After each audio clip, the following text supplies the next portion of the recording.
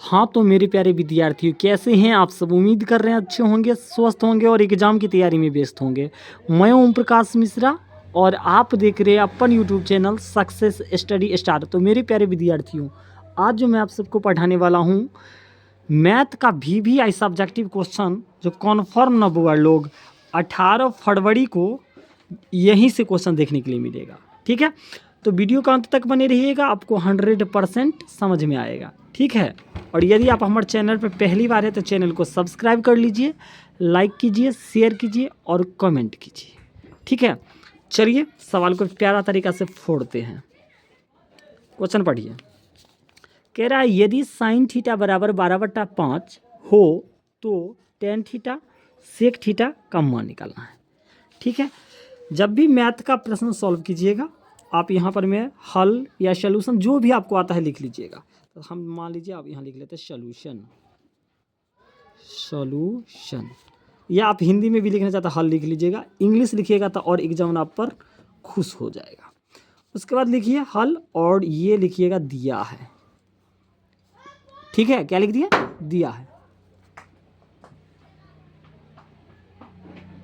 ठीक है, ये दिया है। क्या दिया है देखिएगा, साइन थीटा बराबर 12/5, साइन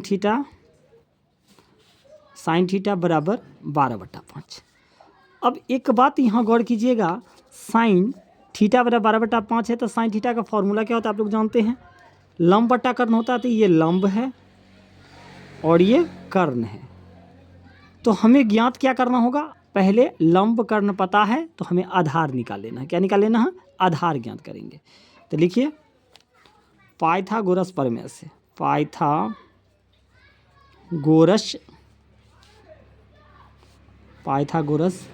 प्रमेय से।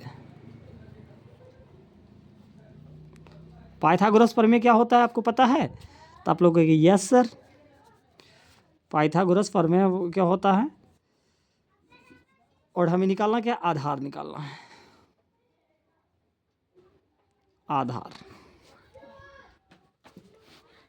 ठीक है, हमारे पास साइन थीटा का मान पता है और हमें निकाल क्या लेना है बुआ लोग?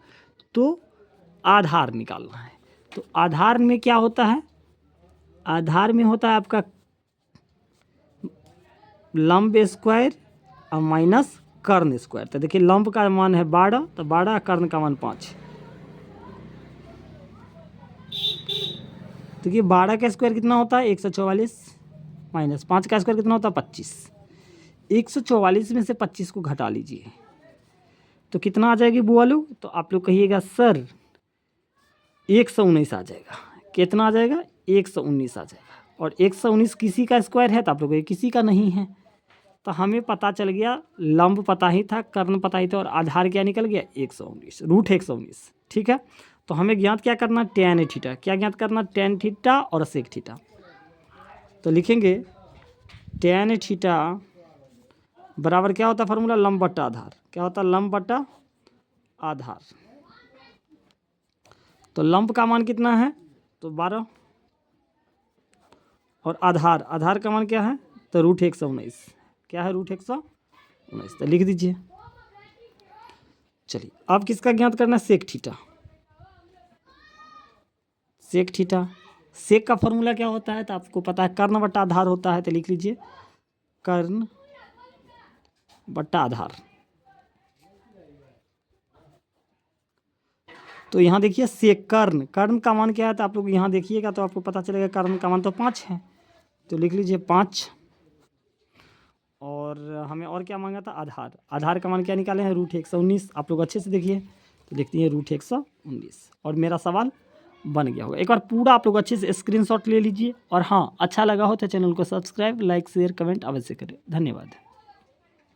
पूरा हो गया ना बाबू लोग? अच्छे से देख लीजिए।